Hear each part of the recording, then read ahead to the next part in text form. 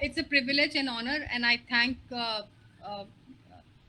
Ministry of Culture, Government of India, especially NCSM India, for inviting me for this important webinar that is live on the occasion of World Environment Day 2021 with the theme of reimagining, recreating, and restoring. Now, ecosystem restoration is a very, very complex term and a subject, and though we mostly handle it in a very casual manner, uh, so I'll try to see how best I can take you on the journey of ecosystem restoration, and we will also discuss how we can reimagine and what has to be reimagined, and then what is to recreate and restore. So before I go ahead with my presentation, it's very important for me to uh, share my few words as a Vinamra Shraddhanjali to late Sri Padma Vibhushan Sri Sundarlal Bahuguna ji, whom we lost to COVID just last month. And it has been a really painful moment for all those who know him. And he was one of the pioneers of environmentalism in the country, and one of the pioneers who started Chipko movement, and that became a global, that got global appreciation and highlight. And there were so many other smaller movements like Chipko, like Apicco, and so many other movements across the world that were inspired by Chipko. Now, he was very much convinced that nature is something that gives us a plenty and gives a plenty of everything. And it will only be possible to harness the benefits of nature and nature's contribution if we are ensured that that we are also not going to destruct nature for any major thing. For example, he always discouraged the mega developmental project and encouraged projects that are smaller in scale and not have bigger carbon footprint. So with this, he also mentioned he was a true Gandhian, so he clearly mentioned that environmentalism and a right to clean environment is a human right issue. It was not only by United Nations, but it is also by Constitution of India that talks about environmental justice. So that's why there is this clause that a clean environment is right for everyone, that is required for a quality of life and survival of everybody. Uh, the most important thing this World Environment Day urges us to do is generation of restoration. We should be the generation of restoration. But how do and what do we mean by generation of restoration? The most important thing is this is our moment. The moment so that we don't have to show up a face that is not very convincing to our future generations, that shows that we have also consumed what was supposed to be theirs. We have not to show that face that shows that we have consumed their share of water, their share of greenery, their share of biodiversity. So to ensure human well-being of our forthcoming generation, it's high time we take the priority of conservation. Most important question in the present context is, why do we keep talking about ecosystems? Why do we keep talking about biodiversity, and how does nature matters to us? What is so much about to reimagine in conservation? Governments are already doing a lot. International communities are already discussing and doing. And then what is the sudden need to recreate and restore nature? Now, some of the insights that I will take you through my slides, and my key experience of last 15 years in Himalayas and different parts of the country that I worked in, that shows that we need to realize that risk across the country are increasing in terms of disaster risk, be it cyclones or climate change, extreme climate events, cloud burst, flash floods, landslides, they all are increasing. We also need to realize that we have very less time than we expect. We are already at the tipping point, and we cannot wait anymore to wait for someone else that will help us to restore our nature. We also need to ensure that we involve all stakeholders. It's not about only Forest Department, Ministry of Environment and Forest. It's not only about academicians, researchers, and practitioners who are working in the streams of zoology, botany, biodiversity, environmental sciences, climate sciences, etc.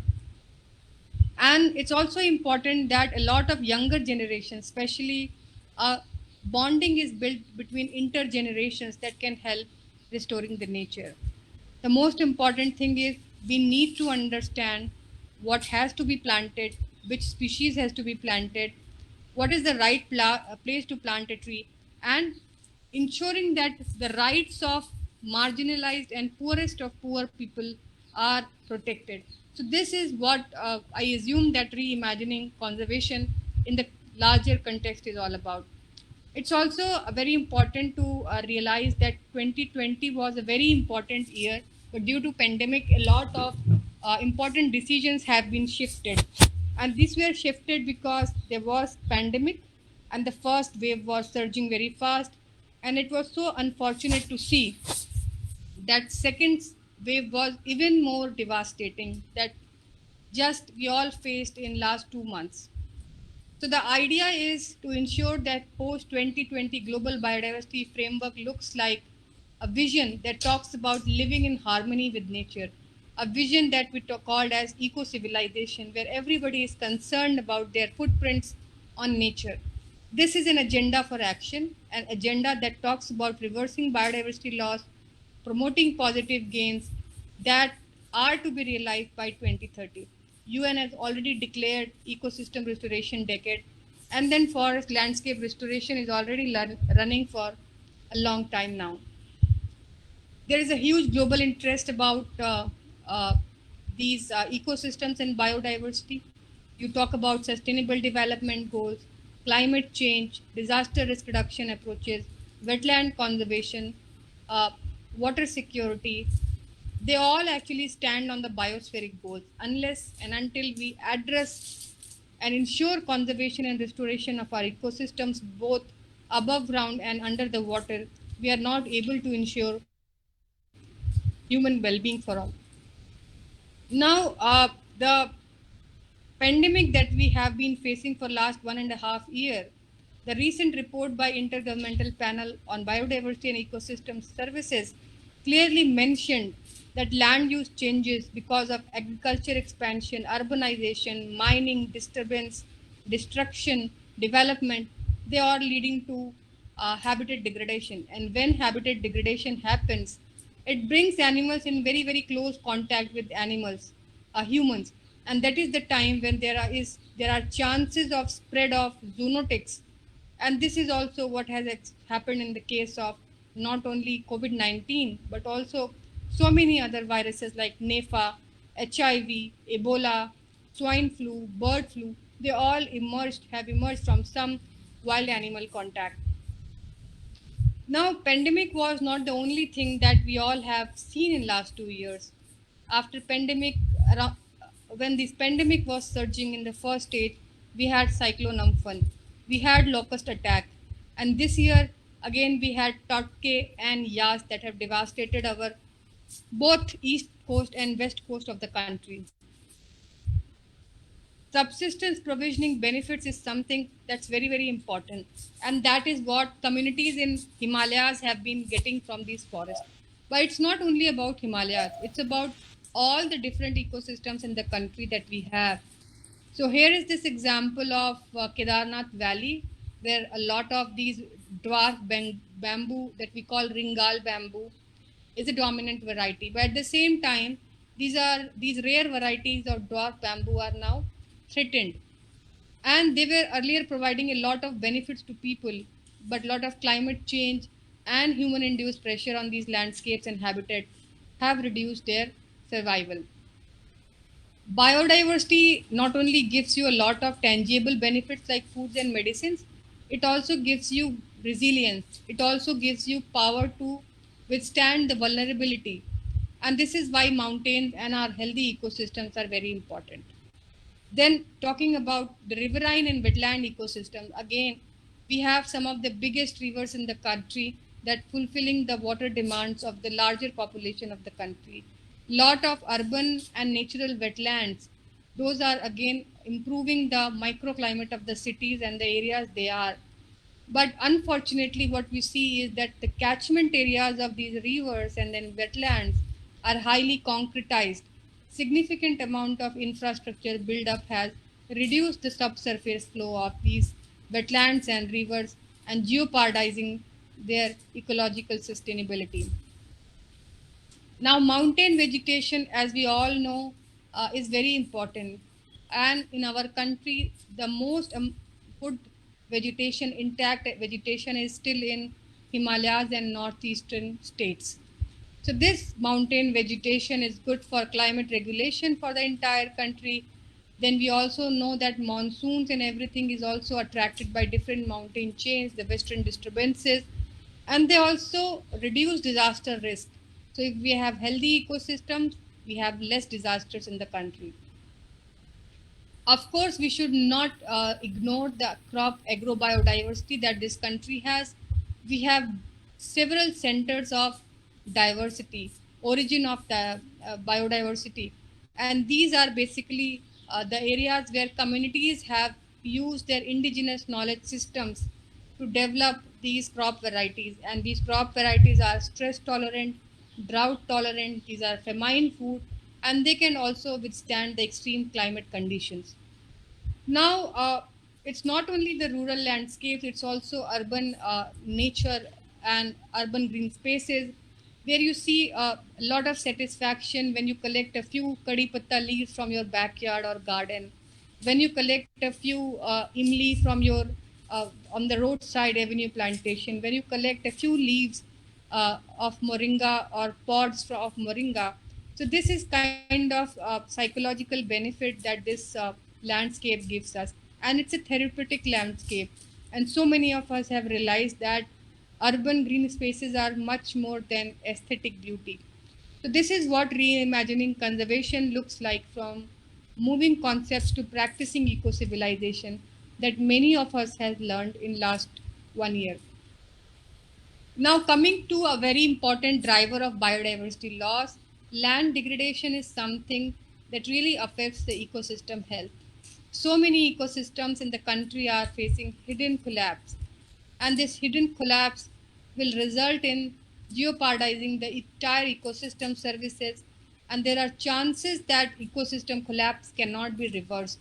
Unfortunately, a large part of many different agroecosystems and natural ecosystems are facing this situation of ecosystem collapse.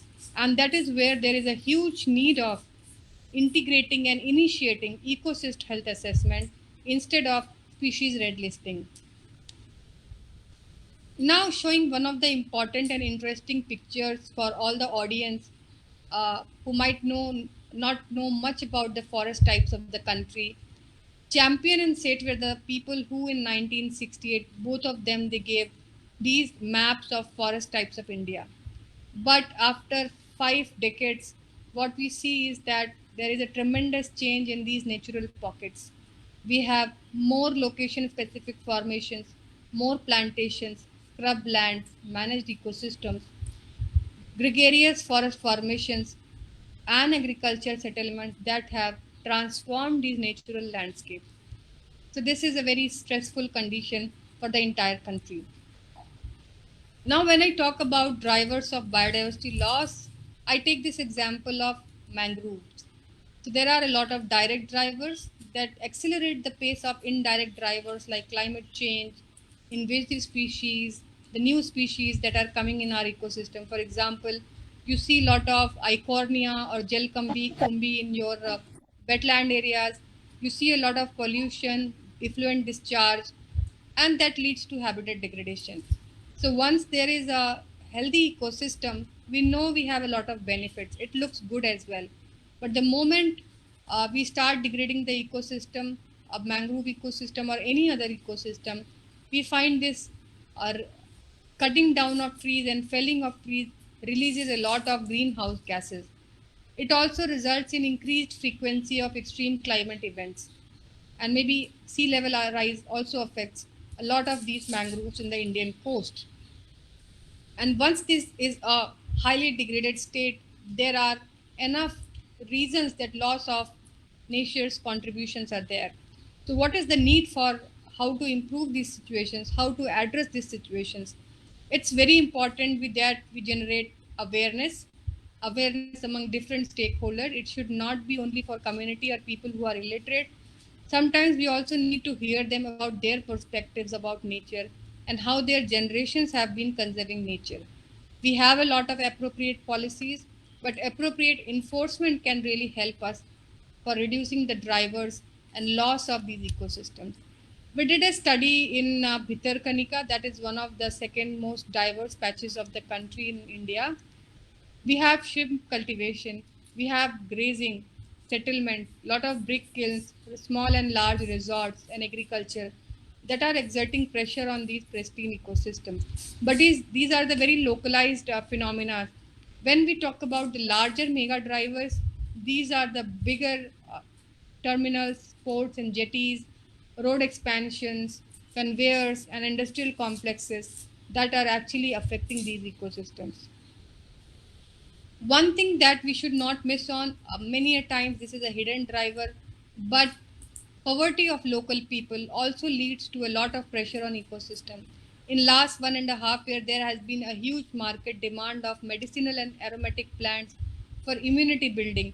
So we are sure that this has exerted a lot of pressure for making a lot of Ayurvedic combination, Unani combination, Chinese medicines, and so on and so forth. We also have some good lichens in our forest, a combination of algae and fungi that is used in masala industry, your sambar powder, your garam masala, they all have this chadila or this dagar fool in the combination.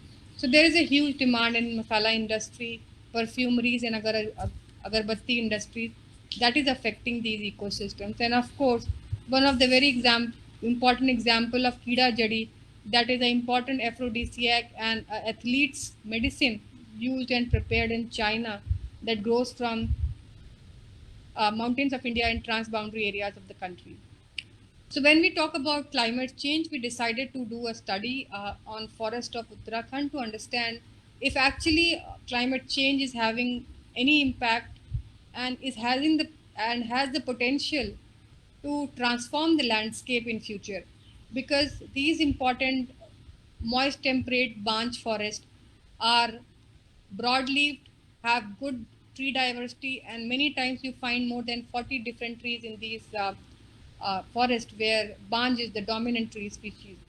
So what we did is we explored almost 30 years of research papers, and we found the important locations in Uttarakhand state, and then we projected and we found that if we are not prioritizing conservation, if we are not ensuring restoration in the country, there are chances that by 2050 and 2070, our 21,000 square kilometer of these banjo forest will be restricted to only 4,000 square kilometer area.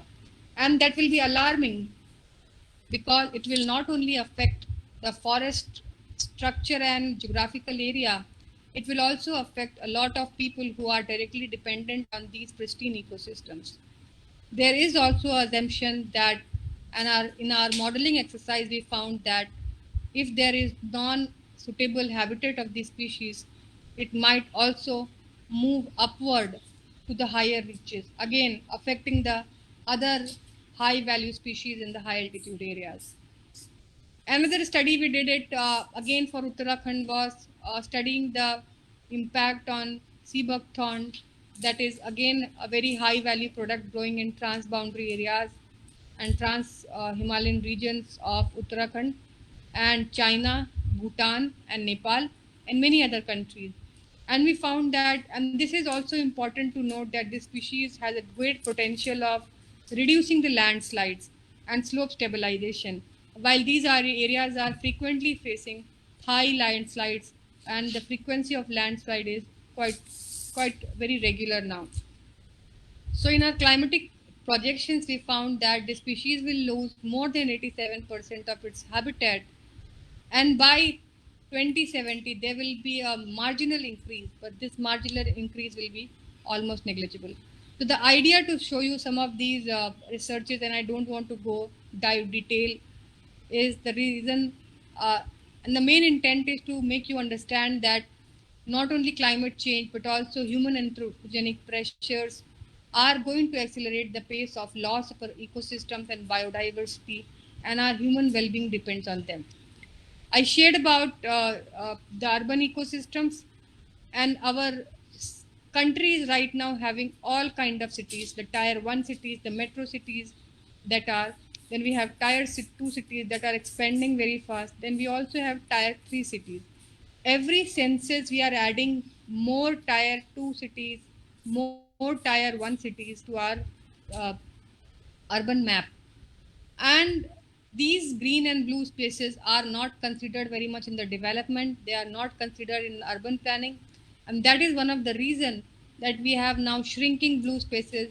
We always hear about dried up uh, these ponds, lakes, and small nalas in the city.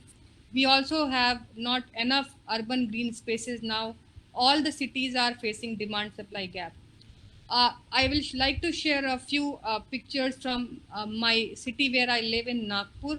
It was at one point of time the most second most greenest city in the country, but now we are so ashamed to say that it's one of the concretized jungle in the country. We tried to study the per capita urban green distribution, that should be 10 to 12 square meters per capita, but unfortunately we don't have enough, even half of per capita green space. So this ranges from 0.27 meter square to 2.32 meter square per capita green space. So you can see there is a huge demand supply gap in the urban cities, and this picture is a very common picture for all kind of cities that we have. And this demand supply gap is very significant to understand because we have are facing exponential growth in population, and if the population is increasing, we have limited land area. I don't know how we are going to fulfill this demand. We have been working on nature-based solution, and this is what reimagining conservation and restoration should look like. And we have collected some important case studies from entire Asia Pacific that talk about customized solution, customized ecosystem-based solutions for societal challenges that address human well-being and biodiversity benefits at large. So basically, this approach is about people, about conservation, and it puts people and nature both at the center of decision making. It tries to seek balance between conservation and human benefits. It's not only relevant for those who are into urban planning, but it's also important for all those who are into conservation, who are bureaucrats, who are urban planners, who are academicians, scientists, and so on and so forth.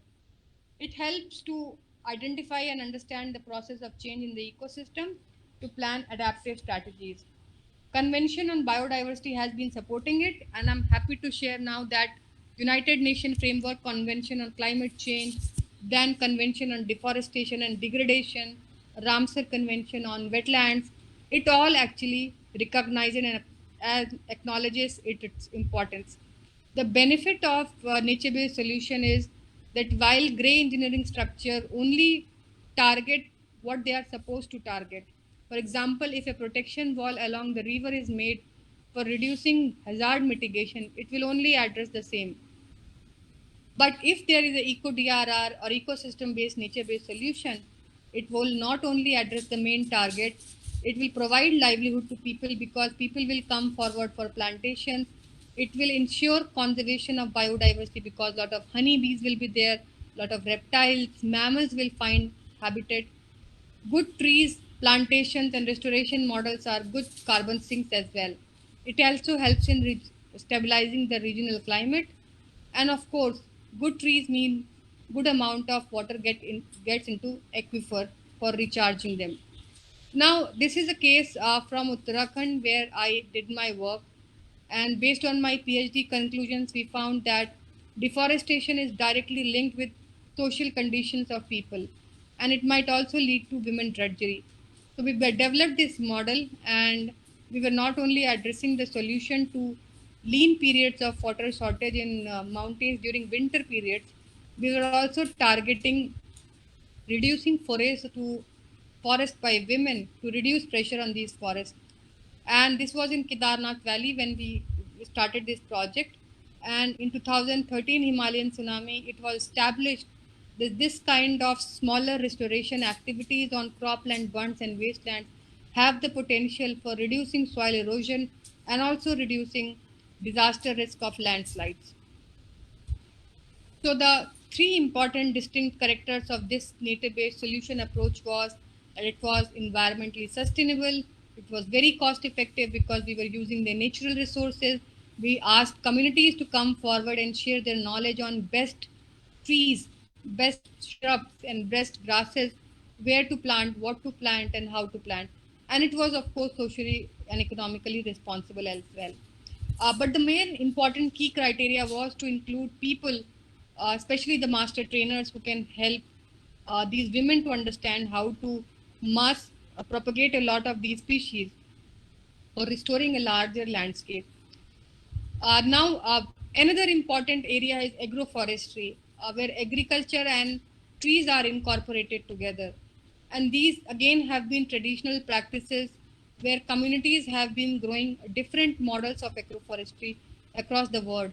Wherever in developing and underdeveloped countries, traditional agriculture was practiced in Asia, Africa, and Latin America. We see so many these beautiful examples that were ensuring food security, by providing energy benefits, by providing fuel wood, fodder, and so many other benefits to agriculture. And recently, the governments in United Nations framework on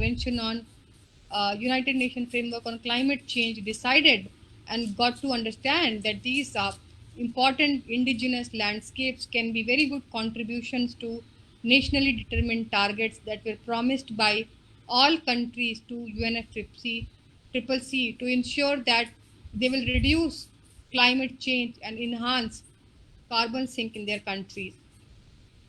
Now, another important thing that I would like to stress on is, without going into more scientific details, uh, we know that there is a climate uncertainty about species. We don't know the trees we are planting now, are these kind of trees going to survive in the future? So for that, we propose an approach where scientists share their knowledge and indigenous people, they share also their knowledge with the acceptance of this uncertainty to ensure that sustainable solutions can be provided for restoration. So, what can be better solutions if community interests are ensured, where they get task for seed germination, seed bank protection, mass propagation of identified species, and they also have those skills in land preparation and plantation in different agroclimatic zones of the country. This can bring a lot of livelihood benefits if it is linked with commercial enterprises. Now, post plantation care is very important. This is something that has been missed by most of us and most of our initiatives. If, like wildlife sciences, we involve citizen science approaches, where a lot of students with their Android based phones and smartphones can contribute in monitoring this plantation, understanding where is good and better survivability, and where mortality of plant is happening. I mean, where plants are surviving well and where they are dying fast. This can give a better understanding to replan the entire process. Drone based monitoring is something that is a new age technology, and big data analytics is something where physics and computer scientists and engineers can contribute to this bigger agenda and idea of restoration success. Now, coming to one of the end slides of my presentation, what I would like to stress on, and that reimagining means more collaboration that can help you to recreate the landscapes that were degraded. And if you are capable, there are possibilities and there are chances where you can actually restore the landscape. As we say in science, restoration is something that's not possible. You can never make the landscape and ecosystem as it was in its pristine condition, but we can definitely try to recreate, but recreate in a positive way. So, enforcement of biodiversity policies, convergence of different projects of government, where different government line departments are working on similar agenda, can come together. Funding beyond tiger and other charismatic species, I understand they are the top predators and stand on the food triangle on the top, food pyramid on the top. It's also important that we consider protecting some of the tree species that are on the verge of extinction, like banj oak or any mangrove species. That is very important. Shift from impact assessment approach that we do in science where we try to do and understand impact before even the project has started. We now should ask the corporates to understand on value creation approach, where value should be created by their projects. This value should not be economic value. This value should be a natural capital value. How best biodiversity offsets are created. How best nature is protected by their initiatives. And I promise this is a very meager part of what economic benefits they can get out of it. Promoting ecological succession patterns instead of lame plantations. If we understand what should be planted first, nature itself shows you when you cross a valley and you see this slope on a forested area, you always know if this is degraded, what will be the first species of trees or grasses are to come there. So these all inferences can help us to plan our plantation models and restoration models in a better way. A lesser discussed area is emerging contaminants and persistent organic contaminants, pollutants. We know that microplastics and so many other chemicals are going to live in our environment for a very longer time. We need to understand and reduce our usage of these chemicals and microplastics, especially the chemicals that we use in our beauty and wellness products. Last but not the least, still stress on multi-stakeholder engagement. That is the key of reimagining and recreating and restoration the nature. And in this process, intergenerational partnerships, youth involvement, and indigenous knowledge system of indigenous and local communities should be ensured. And this can actually ensure a lot of equitable sharing benefits for everyone. With this, I leave you all with a very beautiful picture from Bhitarkanika, where I worked recently in one of my projects. And I thank you for your patience and the opportunity to be part of this program. I thank you once again. Thank you so much.